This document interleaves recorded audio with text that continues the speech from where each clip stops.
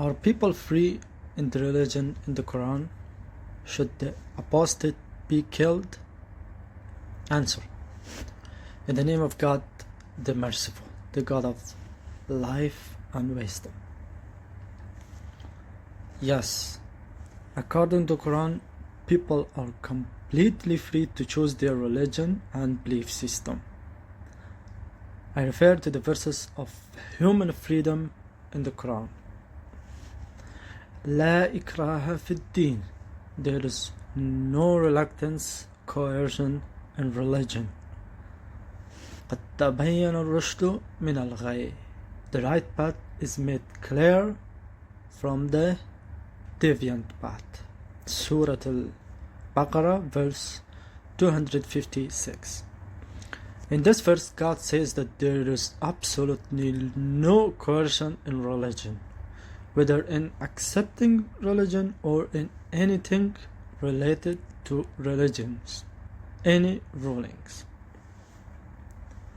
All the words used in the Quran are very precise. The word Ekrah, used here in the above verse, means not liking something and hating something, which is translated as coercion.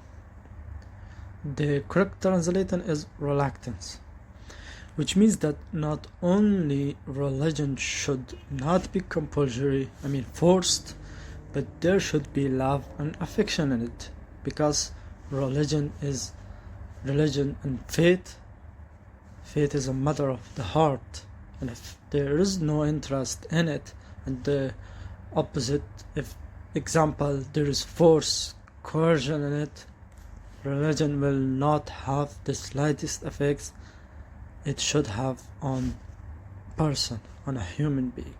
For example, God says in verse 165 of chapter Al-Baqarah that a believer is a person who loves God more than everything and everyone in his life, as opposed to other people who are interested in other things. Of course, this does not mean that matters of religion is not obligatory upon those who believe in it and are submitted by their own will voluntarily to God, as they should try their best, to the best of their ability, to follow and listen to God.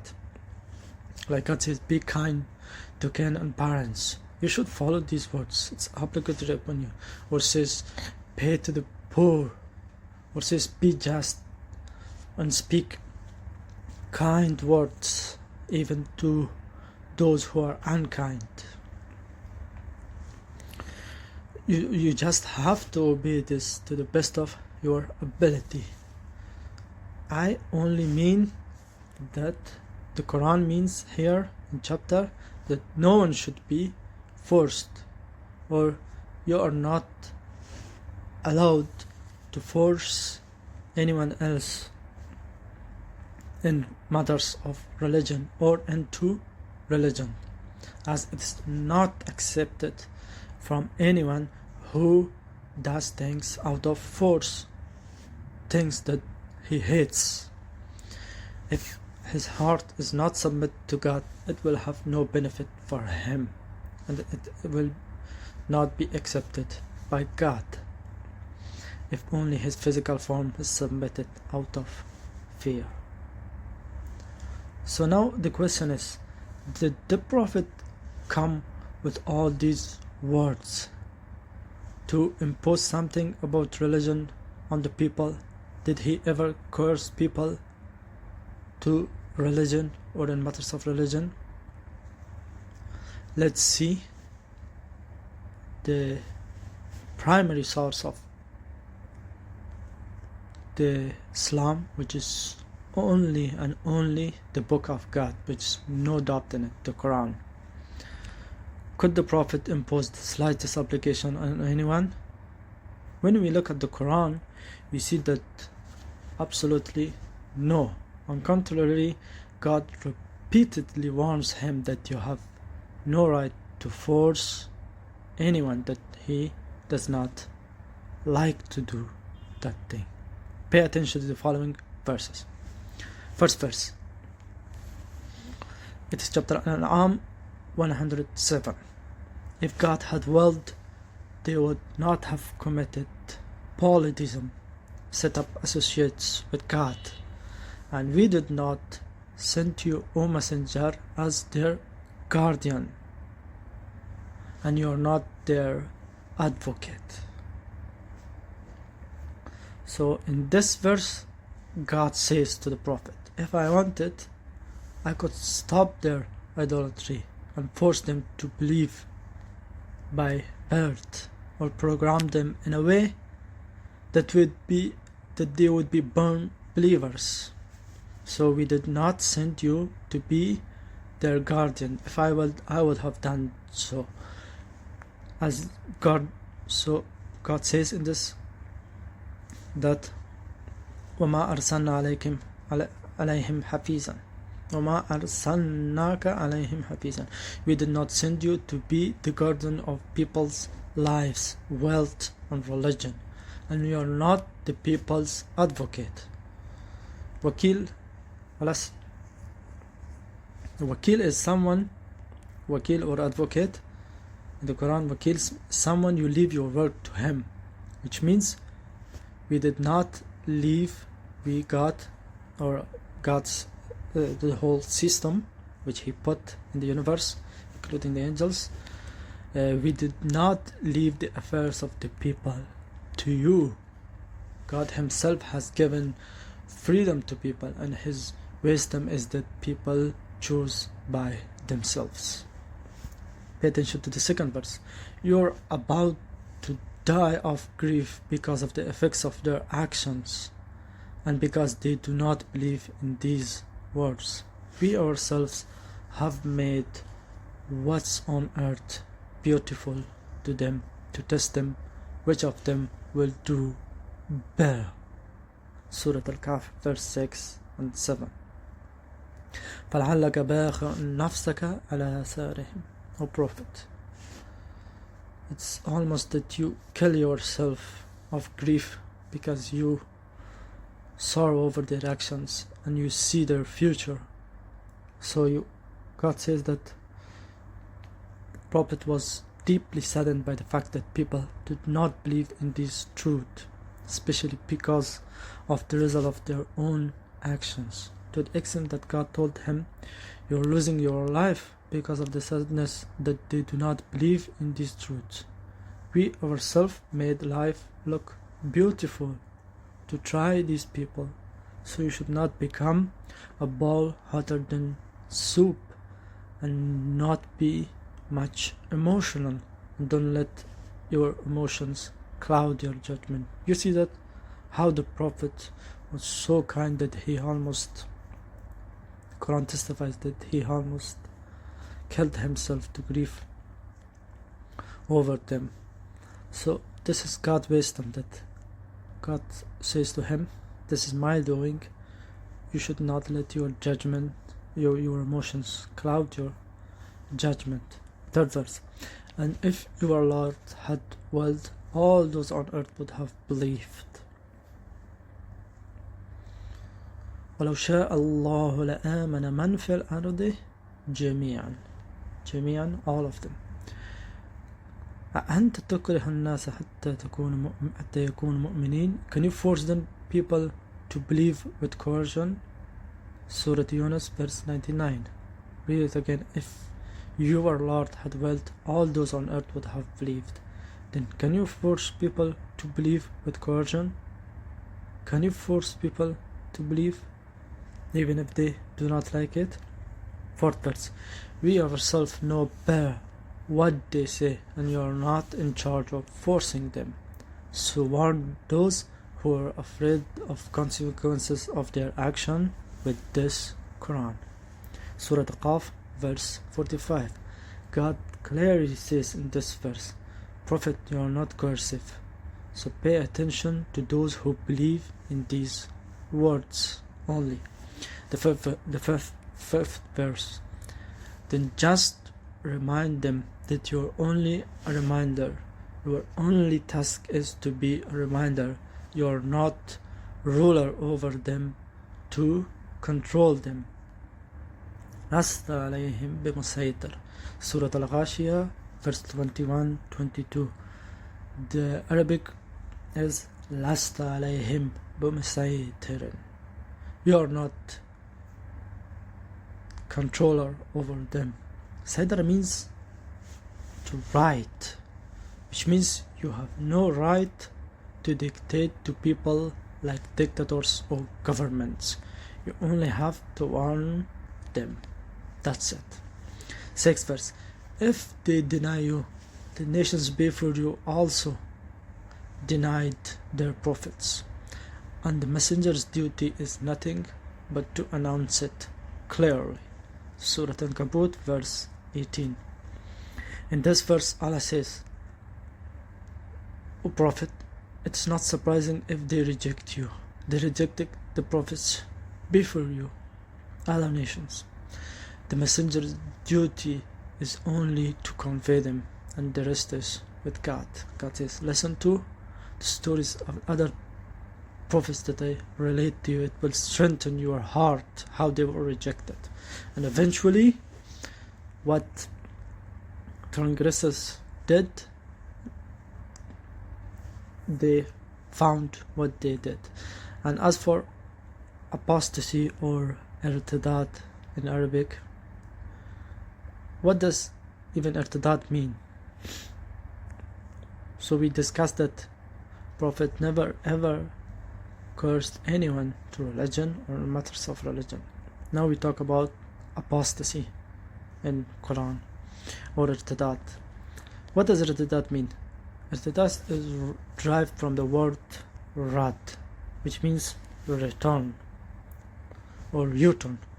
A Muslim who returns from his religion or changes his religion is called an apostate, murtad, they say. And unfortunately, in most Islamic countries, I say this for sure, in most Islamic countries, such a person is sentenced to death. And not only if someone changes his religion, but even if someone denies some rules of his religion and many other details, they would condemn him to death. But we have to see what the Quran says, which is the base of Islam. What it says or thinks about this matter. I refer to these verses. First verse. Those who believed, then disbelieved, then believed again, and disbelieved again, then added to their disbelief. God will not forgive them and will not guide them. Surah An-Nisa, chapter 137. إن الذين آمنوا ثم كفروا ثم آمنوا ثم كفروا ثم ازدادوا كفرا. The above verse says that those who changed their religion 4 times, believed, became unbelievers again. This is in practice. It's very dangerous. And believed again, became unbelievers again, because the Quran never says theoretical. It's always actions, deeds. They disbelieved in their actions. They did bad things. They did things that contradicts the Quran and submission to God or Islam. Like they forced someone to believe, or killed persons, or murdered someone, or Muslims. It means that the person is free, and the last one who chooses unbelief and stays in it and adds to it, it does not say kill him. It says that God will not forgive them. So it means that this only related to God and His servants, not to other people. It is the relationship between the Creator and creature. He chose that way, and now it is engraved in his veins, and nothing could make him pure, nothing at all. So he believed, disbelieved, believed, disbelieved, then he disbelieved, and he added to his disbelief. God never says never said to kill him or stop him, ban him, whatever. None of these things. He would say it's upon God. God will not forgive him because he become what he has chosen. So how can you separate the two? He will not become cleaned. Today, contrary to this verse, if a party becomes an unbeliever, the first time they will immediately kill him, which means they will not even allow the person to believe again. As you can see, this has nothing to do with the Quran. On contrary, it contradicts the Quran 100%. Like what they did recently to Salman Rushdie, which I have seen in the news, was completely against the Quran. Even they kill anyone who insults the Prophet or worse. In the Quran, anyone who insults the Prophet or worse, even God or the Quran, there's absolutely no ruling, not even says ban them. What about kill them? In the Quran it says if you hear the words of God being yastahza'u biha, they laugh, they ridicule the word of God. It's very dangerous. If you hear them do that, يستهزئوا بها, then فلا تقعد معهم, then do not sit with them until they engage in other matters. It did not say make noise and even disturb the discussion or party. It just says leave. This is the most tolerant teaching I have ever seen in any book. This even about the Quran, if they ridicule Quran and insult God. So this is what it says. This is the teaching or true teaching of the book of God, the Quran, the merciful, kind God. So yeah, definitely the reports and hadith that says that those who insult the Prophet should be killed is 100% against the Quran teaching and are false and contradictory to Prophet's true teaching, which is the book of God, the Quran. It even says those, if one does ilhad in names of God, like this, attribute God's names to other people who do not deserve it, and like they conjure the image or altercate about God's attributes, it says وَذَرُوا الَّذِينَ يُلْحِدُونَ فِي أَسْمَائِهِ, let them alone, don't touch them, those who altercate about his attributes. You just yourself call God by beautiful names, and let those who do not call him or call others by those attributes. And yulhiduna from al-had comes. So this is what al-had. Yet the Iranian dictatorship regime and other fanatic groups like the Taliban and Al-Qaeda, all these issues of fatwa about killing anyone who insults the Quran or God, or fatwas given against even Muslims, they claim that by doing so no one will dare to insult our religion. But unfortunately, not only the insults become more, it has created hatred in the world for Muslims, and even amongst Muslims, and for religion of God. So it backfired because they did not listen to their God, to their Lord, and to the Quran. They obeyed their false masters like Khomeini and their own clerics, which contradicts the Quran and the book of God and his teaching. Even one point to notice is that the Quran's irtidat is practical, more dangerous than theoretical disbelief and apostasy. Not only Quran issues non-fatwa against practical apostasy, it even says that those who hurt you by their word, just wish them health and leave them to God, and glorify your Lord in morning and evening and in dawn. فَسَبِّحْ بِحَمْدِ رَبِّكَ, and ponder upon the changes in the day and night that falls. The dark night will not remain,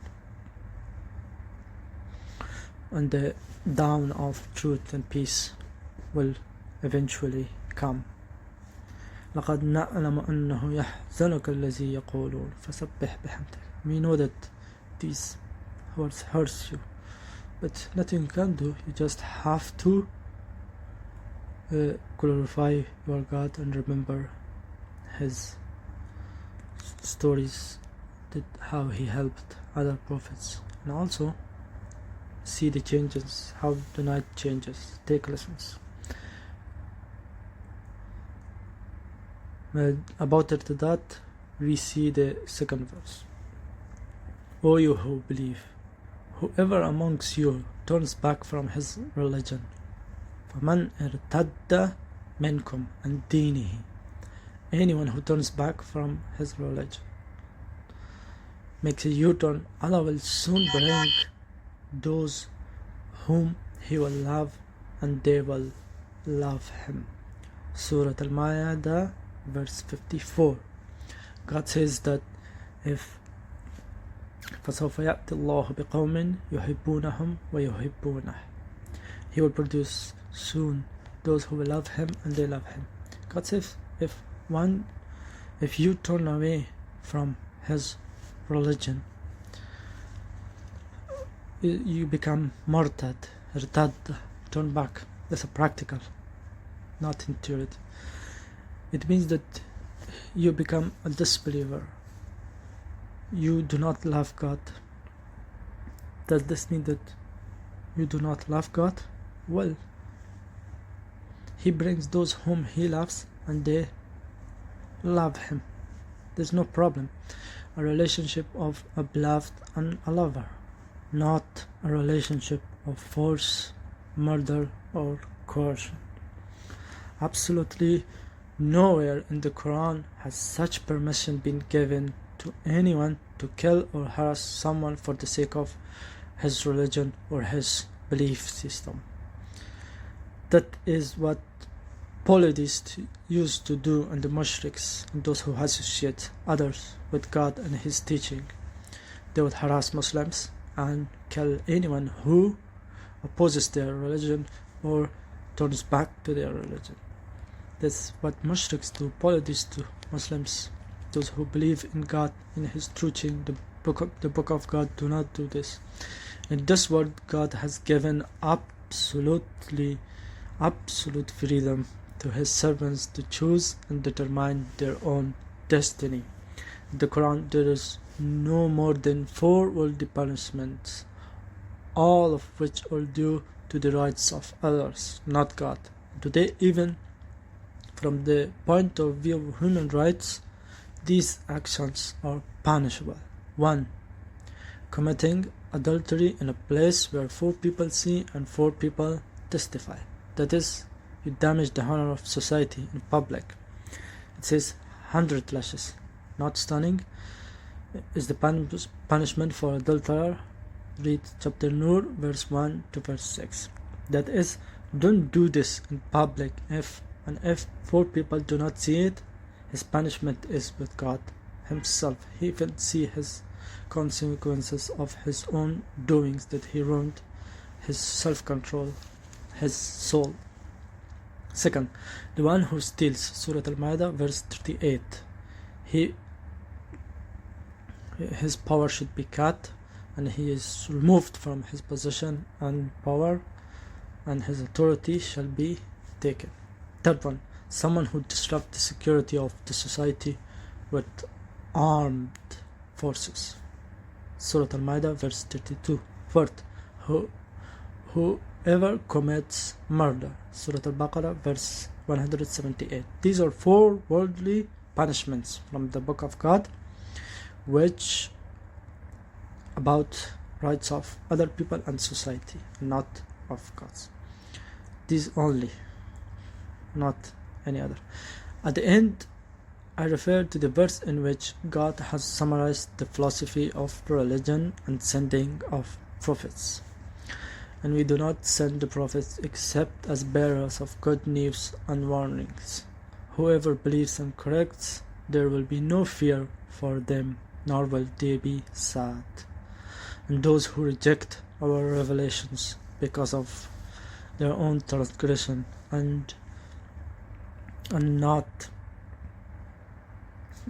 not serving the limits, fusuq, they will see the consequences thereof. Surah Al-An'am verse 48 and 49.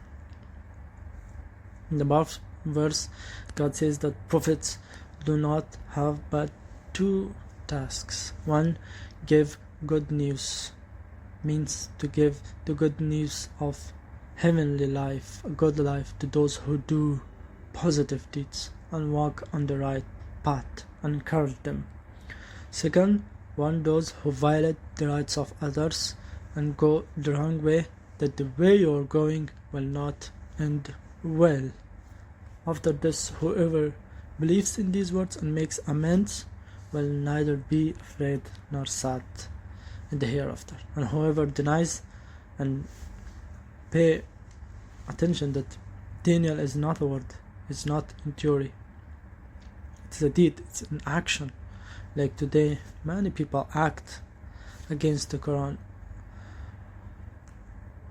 against the Quran, even that in the name of Islam. They claim to be believers, they claim to be Muslims, but they have actually denied the Quran in practice, which God says they will be tormented in the hereafter because of their transgression and transgressing the boundaries, like killing anyone who says anything bad about their religion or criticizes the religion, or killing apostates, or stoning adulterers, or like many other transgressions that God never ordered nor said. Conditions like they get to power through unjust means, through bombings, through terrorism, and then they say we will impose this law or that law, and they say this is from God. However, this is not from God, never mentioned in the Quran. And they, even before they get to power, they just bomb others sects, and they say this is because they're kafir, or even they say this is apostate, this is murtad, this is that. This all excuses just to get to power, and simple people ignore these facts from the Quran and obey these people, and then they say because they bringing Islam. However, they bringing terrorism, they bringing jahl, the ignorance. They do not bring Quran or the teachings of the Quran. They're opposing it by their actions, and this pure evil to get to power through unjust means, and then impose laws never ordered by God, and exclude other peoples and other religions, other sects from politics, just because they belong to others, and then they impose, like for example, they impose this ruling, hijab ruling. Is never in the Quran you will find a verse which says force women to wear hijab. There is no verse or about bad hijabis or those who don't wear it. Rather, I have seen verses against men who harass women for their clothes. They said that make them disappear if they're serious, become threat, and they become serious. Harassing becomes serious. So there is these things that people do, and then they claim we are following teachings of the Quran. They're far away from the teachings of the Quran. God, the creator and the initiator of a human being, cannot be against freedom and against human error, mistakes. He initiated them, and then when a time came, he saw them ready, he breathed his spirit into them, and that gave them will and freedom. Even angels, out of pure intentions, just question God about this. How can you create such beings and then give them free will? They will make bloodshed and they will ruin the earth and make disorders. But God said, I know which you know not. He knew that this is what humans need, freedom, in order to grow like a child. When he falls 10 times, the 11 times he will learn. He will learn to crawl, he will learn to walk, he will learn to run. This child, this human being, will conquer the whole universe, the earth, the heavens, with his knowledge, with his science, even with his manners. He will become higher than the angels. But what gives them this? This is freedom. That's what gives him power and ability above angels to become better than angels. So we should also do not become hotter than the soup, like the soup hotter. The soup, this saying in Persian, که کاسه دختر از آش, which means the soup hotter than the bowl. So we should not become this. If God allowed them, let them. We should let them. Peace.